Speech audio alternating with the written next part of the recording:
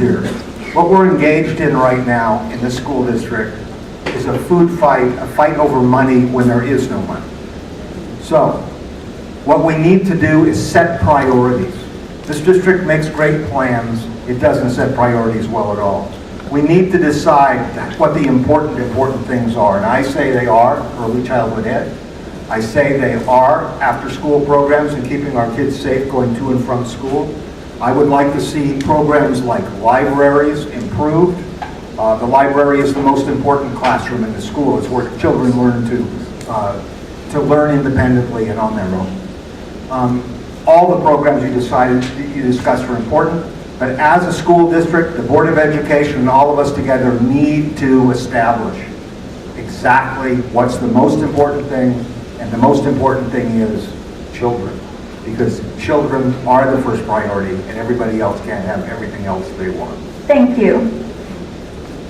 Okay, as a classroom teacher, I don't believe that we don't have resources. Because when you go into the district and you see the office of the superintendent and all these consultants, you can see that the resources are there, but they don't actually want it to display it to the public. We need to open the budgets to the public. We need to have town hall meetings where we can see what do we have, how much are we getting, and then from there start setting priorities. And that's what we don't do. Most of the time, the superintendent closed sessions with some of the school board members. What they do is start talking about what is it that you guys want. I mean, that's not the point. We need to look at all the schools. We need to make sure that all the schools receive the same help that we are asking for, from early ed to adult ed. And I believe that it's not the resources. We need to know how to use it, but we have resources in the district. Thank you. It's an interesting question, Ingrid, and it's funny because it's not what I will be doing, it's what I've been doing. We've been fighting against these budget cuts for years now. But I want to say something, because the entire LAUSD deficit is just 2 days in the Afghanistan war. And I think that we live in a society that has the wrong priorities, right? But looking specifically at the district, okay, there's money being squandered. I wrote an article when we were trying to save adult ed over the summer. I wrote an article that was published on the National Coalition for Literacy and found literally hundreds of millions of dollars that are being used on standardized testing, consultants like Abelardo brought up. Do you know Daisy's limo driver makes 6 figures? His limo driver is in the 1%, you see? That kind of stuff has got to go. That money should be used in the classrooms. We need to spend our money on class size reduction. We've got money for, like you said, early ed through adult ed. You know, my wife goes to Evans, you know, and so that's something that's a subject that's very dear for me. But when we were fighting for adult ed, we were fighting for SRLDP, we were fighting for elementary arts, we were fighting for all those things. The money is there. It's how it's being spent that's the issue. And as a board member, I will assure that we use the money in the right ways. Thank you. I agree with my colleagues on everything they've stated so far. First, I would stop giving away our public schools to outside operators. Second, we would galvanize with the right leadership, LAUSD, the 35,000 plus teachers, parents, administrators, and community members to ensure that California gets its funding priorities straight, and we have the budget that we need to run our public schools the way we used to run them when I was in school. We do that with the right leadership. LAUSD leadership currently has not exercised what they should be doing, which is getting Sacramento's priorities straight. We have the largest community here. We have to set the example. Those are the 2 things that I would do immediately in agreement with the other things that were said. Thank you. All right, good. Thank you. Every board meeting I go to, I'm talking about the money. Y'all know my money lady, the narrow money. Okay, because here's the thing. One, we got to bring more people to the table on helping to decide this money. Just picking and choosing who gets to decide stuff. No, all of us are stakeholders and all of us have a say in this. Parents, community, teacher, all of us got a say in this. So honesty, transparency, quit hiding the information. There's information. I was just at a meeting. Do you know they talk about with contractors underbid so they can get the bid, and then they come back and ask for more money. You see that? That's our kids' money. That is our kids' money. So that's where we're going to start right there. It's efficiency. Efficiency. We have money. We do have money. Like a lot of people, they money. Yes, we do need more, but there is money. So spending that money that we have, more better. And making sure we bring everybody to the table, because everybody can contribute something. That's right, bring the kids to the table. Kids, wave your hands like, bring our students to the table. They know what they need to get educated. All right? Money. And spending it right. Thank you. Okay, I agree with my fellow colleagues here, and I think a big problem is the transparency of the budget process. It is the collaboration. We're not bringing everyone to the table. We're not discussing with the different stakeholders what is really needed in the district and in their respective schools. I think that knowing adult ed very well, it was 1% of the budget. Could we have made modifications in other areas in the consultants to save our program that serviced over 300,000 students? Absolutely. However, without us all coming to the table and deciding and looking at the priorities that we have and what is going to be in the best interest of our students, we can't make those decisions. It's not 1 people, 2 people, or 7 people who know everything. We all have to come together and have the crucial conversations so that we can see what is truly valued in our district. Thank you. For the next question, I'm going to ask that you do not stand, but only pass the mic down to the next person in the interest of time and to get more questions to you.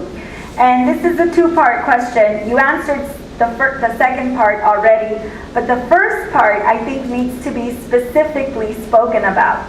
So I'm not giving you a time limit, but what I'm asking you for is to give the audience a brief statement. What are your feelings about charter schools? So just a 1-sentence statement about what your feelings are about charter schools. Just 1 sentence. I think when charter schools began in the early 90s, the idea behind it was a good one, where they were to bring innovation and new ideas to the district. However, I don't feel that is what has gone on, and those are the issues that we're facing now. Thank you. Okay, I'm about empowering parents on decision making. So I feel like parents have the right to decide where their kids want to go. And if public school is public school, we get our schools back the way that we're supposed to be. Parents don't have to go outside the school instead of leaving public school and going to another school. So again, I'm on parent choice. If the school's not doing what they need to be doing publicly and parents want to pick to go charter, I'm not going to tell a parent not to go charter if their kid is failing in a public school and the charter is doing better for them. What we need to do though is public education, get it right so kids and people won't have to leave the public education sector. Thank you. I would push for a moratorium on any approvals for new charters, hold existing charters accountable into the same standards that our local public schools are held to, and shut down charter schools that are not providing and proving results for our students. Thank you. In a word, charter schools are publicly funded, but they're privately managed with absolutely no oversight whatsoever. And that's, thank you. And I write all the time about it. It's what I do. The world famous author Jonathan Colesall basically wrote that while they were initially a noble intention, they immediately got taken over by the corporate sector. The folks that wanted vouchers and privatization took over the charter school industry, and that's what it is. It's an industry, and it's basically undermining and destroying public education. Thank you. Well, you said a sentence, right? Well, charter schools are... That was a compound sentence. Oh, okay.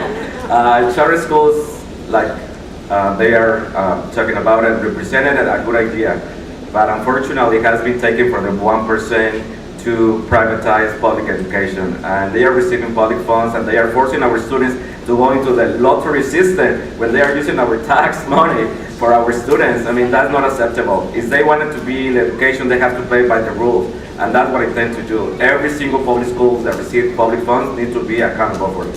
Thank you. Charter schools as originally conceived are a good idea, badly delivered. And I am going to cheat on the 1 sentence here. We've talked about them being public schools. They talk about them being public schools. The Department of Commerce's Census Bureau has declared that they're private schools. They spend public money, but they're private schools. Thank you. The next one, I believe I'm going to ask from the audience. It's an audience card. And it's a very important question because it is something that affected our district quite a bit. Don't panic. We're going to go in a different order this time. So in December 2007, the Mayor's Partnership for Los Angeles Schools, known as LAUSD, took control of Roosevelt High School. Since then, Roosevelt High School has been broken up into 7 different schools. After 5 years, four of Roosevelt's raising API scores, API scores are still low. As a District 2 board member, would you continue to have the Mayor's Partnership control Roosevelt, given the fact that the new management has not yielded results for the students? And we're going to start from the middle. So Isabel, if you can take the mic. No. Thank you. It would be the community, the administrators, the students, the parents, and the teachers that would decide the direction of the management and the instructional program at Roosevelt High School. Very good, thank you. Again, bringing everyone to the table, decide what is best, and everybody being brought to the table, the parents, the students, and basically what she said, everybody being brought to the table, looking at the data, making sure we're looking at the data, because see, when you look at that data, no matter what you're saying, the data gonna speak for itself. You can say it's doing good, but if the data shows that it's not, all right, we gotta make some changes then. Thank you. I think just the way we made the change for the mayor to go in, if it's not working, we need to make the change for him to go out.